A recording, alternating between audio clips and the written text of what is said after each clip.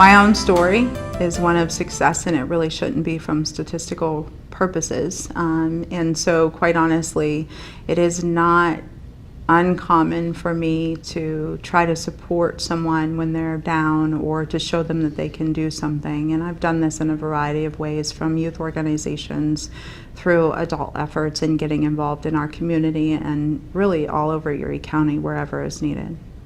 I did get involved in the Girl Scouts. I was a Girl Scout leader when my daughter was in the program, but most recently as a speaker, I went in and gave a presentation, Believing Yourself Beautiful, and talking about our own attitudes and how we can negatively talk ourselves into feeling ugly in the mirror or acting ugly towards other girls. So now, in terms of the Girl Scouts and supporting them, I go in and do programs, and I also go into schools and work with girls and talk to them about how they treat others and how they treat themselves and how that affects them. Social media and some of the other things that really influence us, it's not that easy to be a girl anyway, and now the connection of the internet makes it all that more difficult. So whereas you might have had a clique at school that was really secluded to school, that is also following you home, and it's on your computer and it's on your phone. So it's really, really important to teach girls the downfalls of talking poorly about others and how that reflects on them.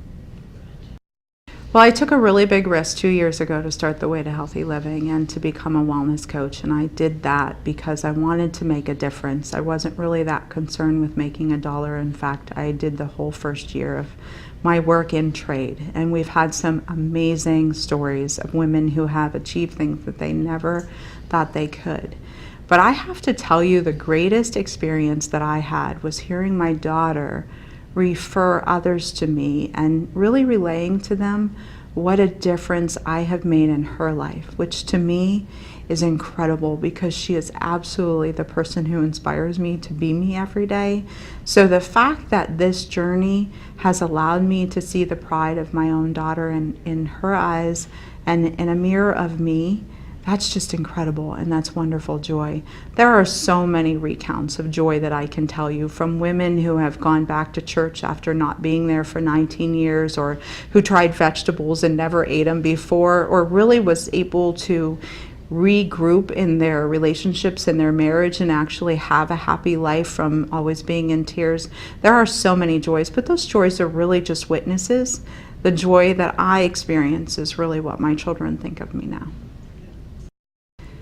That was a really hard question for me to answer because I feel that it is not healthy for us to strive to be like someone else. But if I had to pick the one person who has consistently been a mentor, it has been from a distance, it would be Mother Teresa. The Final Analysis poem has been a driving force.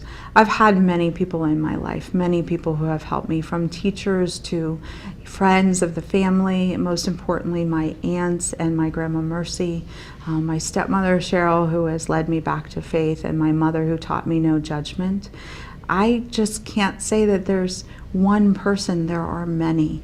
But the biggest thing that drives me is a saying that I found a long time ago, and that is, what is life for if not to ease that of another? And I try to live by that. Leadership is a challenge for women. You have to be yourself. The only way that you are not competitive for anyone else is when you are 100% yourself, because no one can own what you have. No one can even compete with what you have. But the hardest part for women is to really be okay in who we are. We're not taught that from very early on, and we are taught to compare ourselves to others, and we have to put our value in whether or not we're attractive to someone else or if we're good enough to be in a circle. So one of the things that I can honestly say, there is peace in authenticity. I think that Northwestern Pennsylvania has a very unique gift. And I think that gift is actually diminished by the culture that we're currently in. Everybody is self-serving. Everybody is worried about their own success. there's very little collaboration. When I speak about collaboration to other people, they think that means working together within their workspace. That's not it.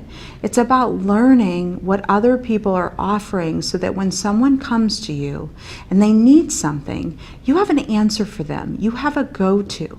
We cannot be everything to everyone. We just can't, but together we can. And we have that unique ability in Northwestern Pennsylvania.